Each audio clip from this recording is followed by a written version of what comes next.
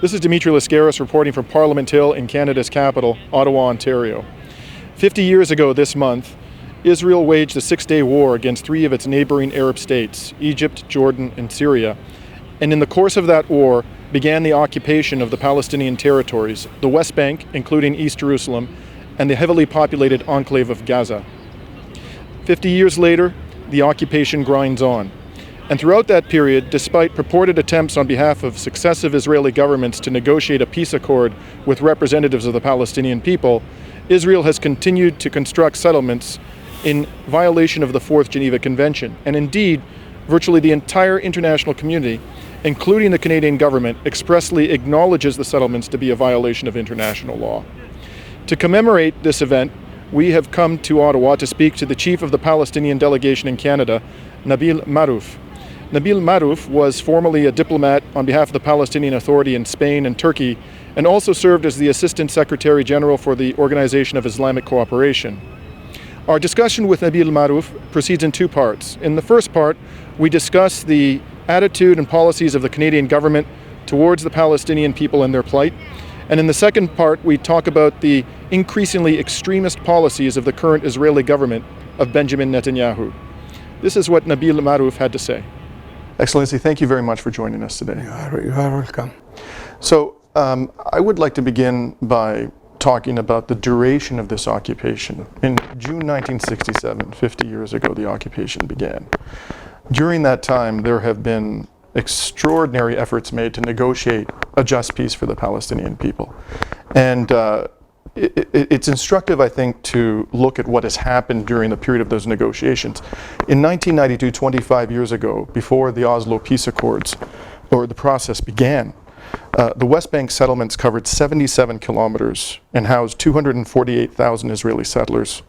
By 2016, those settlements covered 197 kilometers, so 2.5 times approximately what they covered in 1992, and the number of settlers living in them had more than tripled to 763,000. So it's very clear that the peace process has failed to put an end, let alone to result in a dismantling of all of these settlements, which are a clear violation of the Fourth Geneva Convention. In light of these facts, would you agree that realistically, the only way that we are going to change the behavior of the government of Israel is to ensure that the international community imposes some form of meaningful economic and political penalty on the state of Israel for its violations of human rights law? First of all, welcome. Thanks for coming here. In fact, we have to go back for the last 50 years, which is the duration of the occupation. We as Palestinians, we thought in the beginning that the struggle between Palestine and Israel is a concrete struggle in a way that one side wants to eliminate the other. But in the end, we reached to a point where historical reconciliation should be established. Historical reconciliations to be established means that you have to recognize the other part and you have to abandon your dreams. And as a Palestinian, I would like to go back to my village, but I have to recognize that my village now, it's part of Israel. I have to make this concession in order to take from the Israelis the recognition on the occupied, that the occupied territories in 1967, it is the territories of the state of Palestine. This is our understanding as Palestinians when we enter the peace process, that we have to make the historical reconciliation. We are going to abandon our dreams, and we have to recognize the other part. The Israelis should do the same thing. They have to recognize the Palestinian right of self-determination and their right of establish their Palestinian state, and also they have to recognize that they can live alongside with the with the Palestinians. Now here we can talk about the bad intention and good intention. Our intention was good. We recognize the state of Israel, and we are asking the international community. We abide by the international community resolutions, which says that this is occupied territories, and the Israeli has to end this occupation and to allow Palestinian state to be established. This is what our demand. The Israeli intention is to enter the peace process, but as exactly Shamir, when he went to Madrid conference in 1990, he said it openly, I'm going to negotiate them for 20 years without giving them anything. And this is exactly what happened. This is exactly what happened through Oslo Agreement, through the peace process, through the negotiations between Palestinians and the Israelis. The Israelis, they didn't stop building settlements. And as you mentioned, these settlements and the settlers have been grown more than or around 3 times through the negotiations. So this reflects the bad intention of the Israeli government, that if you want really peace, and if you want to give over this lands to the Palestinians, to the new state, why you are continuing building settlements on it? They are buying time. They want to create new facts on the ground, and in the end, they want to reach to a point where we have our settlements became a big cities, and we cannot destroy it, we cannot abandon it. So this is the question here. And it's quite clear, even the friends of Israel, they discover this fact. And when the United States of America, when John Kerry told the Israelis that building settlements means you are killing the two-state solution. And when you are killing the two-state solution means that you are killing the hope of establishing peace in the area. Even the Americans, the Israelis are not responding to them. Even the Europeans, the Israelis are not responding to them. So in fact, what's going to happen? By force, we as Palestinians, we cannot oblige, we cannot force the Israelis to withdraw. We have to have the help and the support and the understanding of the international community. Today, we have the full support of the majority of the international community, and we agreed with most than 138 member states all over the world. We agreed with all of these people that the solution should be by creation of the Palestinian state. But even that, the Israelis are not responding to anybody. Right. And the vast majority of the states of the world have recognized the state of Palestine, representing, I believe, 138 member states all over the world recognize the state of Palestine. And I think that represents over 80% of the human population. So now we are a state under occupation, and we are asking the international community, the United Nations, the Security Council, to help us in getting rid of, ending the occupation. So frankly speaking, the superpowers, the international community, the big countries all over the world, I think they have to impose a solution depending on the criteria which have been adopted by the international community, by the resolutions in of the Security Council and General Assembly. And when you say impose, the question I want to focus upon, to be clear, is the question of sanctions.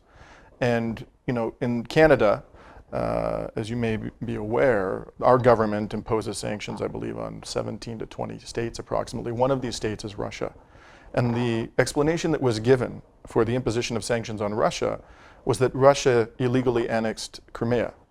Crimea was historically part of Russia, and prior to the annexation, the Russian government, or the Crimean government, such as it was at the time, held a referendum in which over 90% of the population voted for effectively what was a merger with Russia. In In Palestine, by contrast, you have the illegal annexation of East Jerusalem, which wasn't supported by any referendum of the indigenous population. And yet our government doesn't impose any sanctions whatsoever on the State of Israel, and in fact confers upon the State of Israel a privileged status, calls it the only democracy in the Middle East, engages in arms trades with Israel and so forth. Is this justifiable in your perspective, that the Canadian government would impose sanctions on Russia for the annexation of Crimea, which was supported overwhelmingly by the Crimean population, but would impose not a single sanction on the State of Israel for its illegal annexation of East Jerusalem? This is a political issue, and this is a political position. And Canada is one of the big countries all over the world, part of the G7, big countries. And really, I admire Prime Minister Trudeau when he goes to have iftar with Muslim community, receiving refugees, supporting the human rights here and there. But when it comes to Palestine, the Canadian government take another position.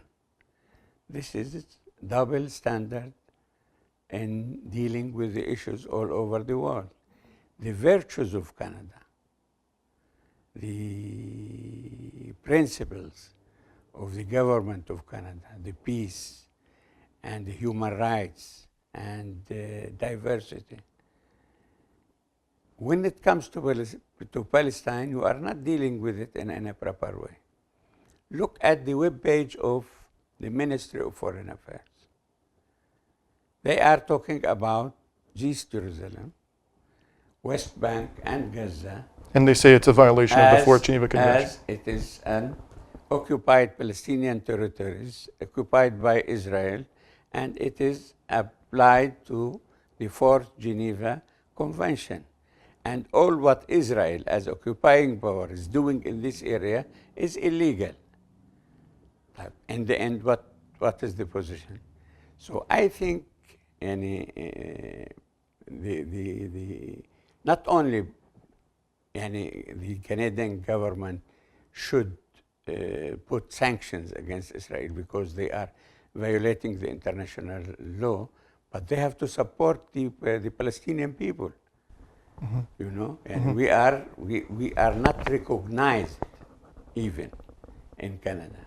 You know, so this is a double standard, and I don't understand to help the refugee in Afghanistan and don't help the refugee in Palestine.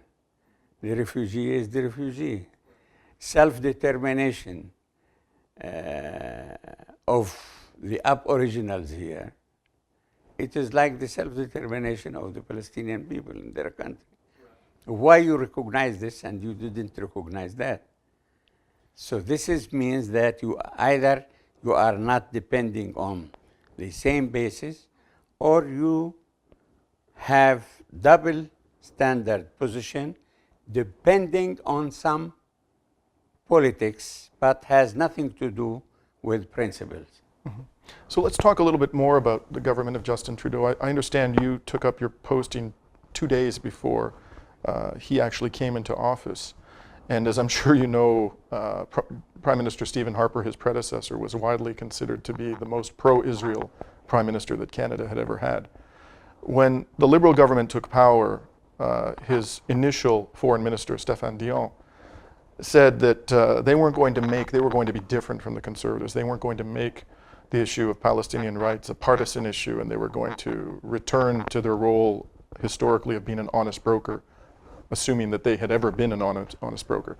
Since the Liberal government has come to power, have they in fact changed in a concrete way, in a positive way, their attitude towards the Palestinian people? In particular, and I just want to raise their performance at the United Nations. At the United Nations, the Trudeau government has repeatedly voted against resolutions that had overwhelming support of the international community and that condemned Israel's human rights violations and supported the Palestinian right to self-determination. And it was part of a very small number of states, the United States, Canada, and Micronesia, a few island states, that voted against them. Have they actually lived up to their promise of being an honest broker in the dispute between the Palestinian people and Israel? See, I am here, I have been appointed here as a representative for Palestine. And to be representative for Palestine, it means that you are representative of the cause of Palestine. And this is for us means a lot, means that you have to work very hard in order to bring support to Palestine from everybody all over the world, especially from the big countries like Canada. We take note of changing the government from conservatives to liberals. And as a politician, I do know that Canada is a country of institutions, and I wasn't dreaming that the new government or the new party is going overnight to change the policy of Canada. I know it will take time, but they should see it properly and change. Frankly speaking, I'm here now since 1.5 years almost. I did my best. I contact everybody. I have been, frankly speaking, well received, well respected by everybody. May I ask if you sought an audience with the Foreign Minister of Canada? And if so, has the Foreign Minister afforded you an opportunity to meet face to face? I am trying. I met all the high-level people in the Ministry of Foreign Affairs, except the minister. But the minister visited me at house last year, Dion, not the new minister. Yes. But whenever I talk to these high-level officials, I feel the sympathy. I feel that they understand the things, what's going on in Palestine. But you reach with them to a point where they tell you to this point it's not, and after that it's not our business. This means, for instance, when I asked about changing the name of the delegation here from the Palestinian General Delegation to General Delegation of Palestine, because Palestine is there. The answer you received from there that whenever you put the word Palestine, this means that you are talking about the homeland, about the state of Palestine, the statehood, which Canada doesn't want to enter this, I told them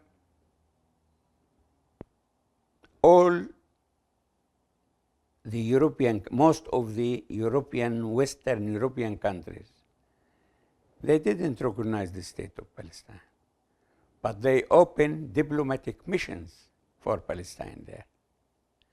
Even the United States, the situation with Palestine, it is like Canada. They didn't recognize. But America opened all the diplomatic and political channels, and this means a big dialogue between both parties happened. What I want here, I want the Canadians to give a chance for the Palestinians to tell their story. Because of this, I'm asking them to invite Palestinians to come here, and we are ready to invite and to receive Canadian officials in our country. And we would like you to come to our country and to see the things on the ground. Whenever you take a position, you have to take it depending on something you saw, not depending on the stories told by this person or that person. I can tell you, frankly speaking, nothing changed with the relation. You mean nothing as between comparing the Stephen Harper government to the... Even frankly speaking, I talked to our embassy in New York, and I asked them to give me how Canada used to vote on the resolutions in the United Nations. You know, in the United Nations, every year we have 16 draft resolutions.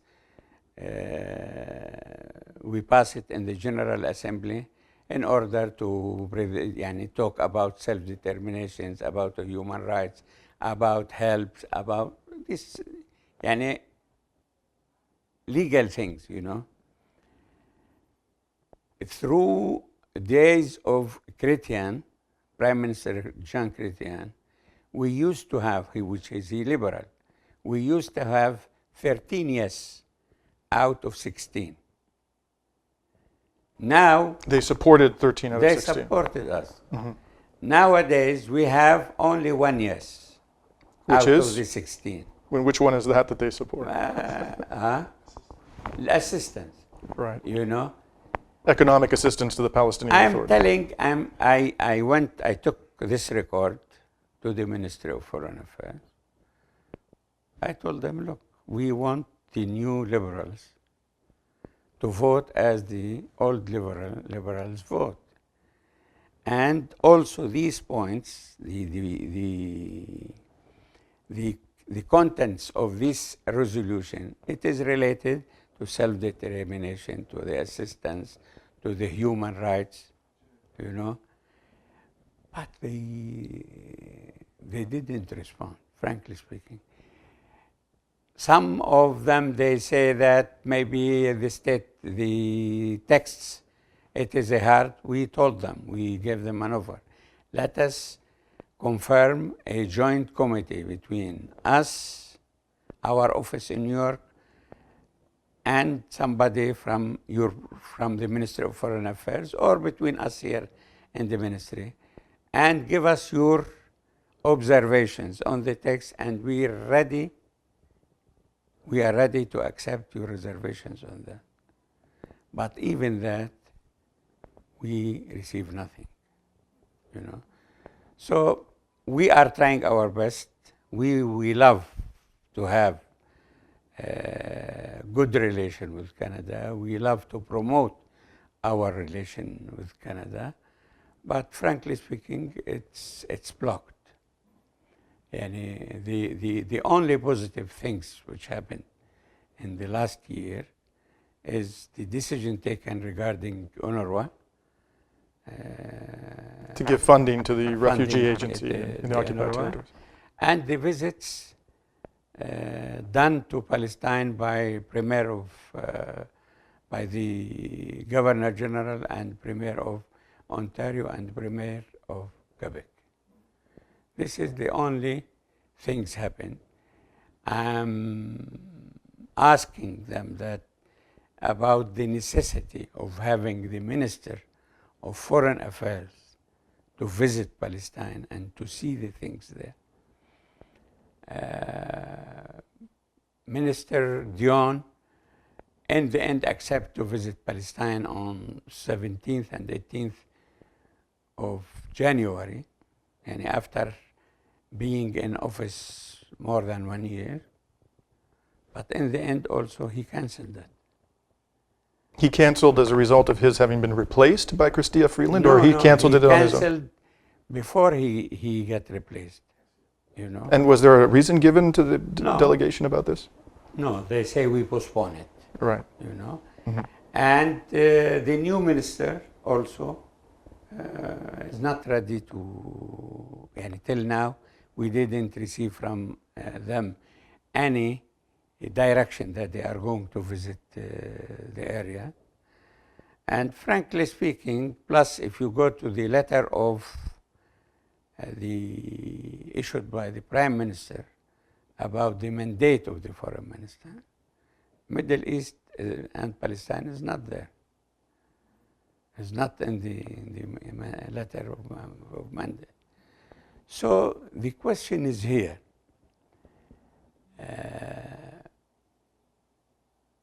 Palestine, if they accept it or don't accept it, Palestine is a fact. And Palestine, it is the core of all the problems happened in the whole Middle East, the bigger Middle East. if you get rid of if you solve the issue of Palestine, means that you are going to reduce the tension in the area, and you will establish peace, real peace and stability in the whole area. This is the fact. We tried here in Canada. I told them we held a conference where we invited the representative of the Secretary General of the Arab League and Secretary General of OIC and the United Nations Committee on Palestine in New York. And all these people, they told through their speeches, the Canadian government, that Palestine is the core. So help Palestine in order to also restore or enhance the relation between all these countries and Canada. And you know about Prime Minister Trudeau asked for the membership of the Security Council. And you know, Canada last time failed to get this post because of the Harper position on Palestine. Now here the OIC representative told That's the Organization of Islamic Cooperation. Yes, the Organization of the Islamic Cooperation. They informed officially the Ministry of Foreign Affairs, and we are ready to form a joint committee to discuss the coming membership of Canada to the Security Council. Means we are ready, 57 member states, to help Canada in having the seat in the Security Council. But we do need also the help of Canada regarding the Palestinian issue. So this is the situation. We hope that the things will move positively in the future. I don't know. Well, in this part of our interview, we've been focusing on the Canadian government. I'd like to take a pause, and in the second part of our interview, I'd like to talk to you about the policies of the Netanyahu government, particularly in the very recent past. And I thank you very much for joining us, and we'll resume that discussion in part two. I don't say. And this is Dimitri Lascaris for The Real News.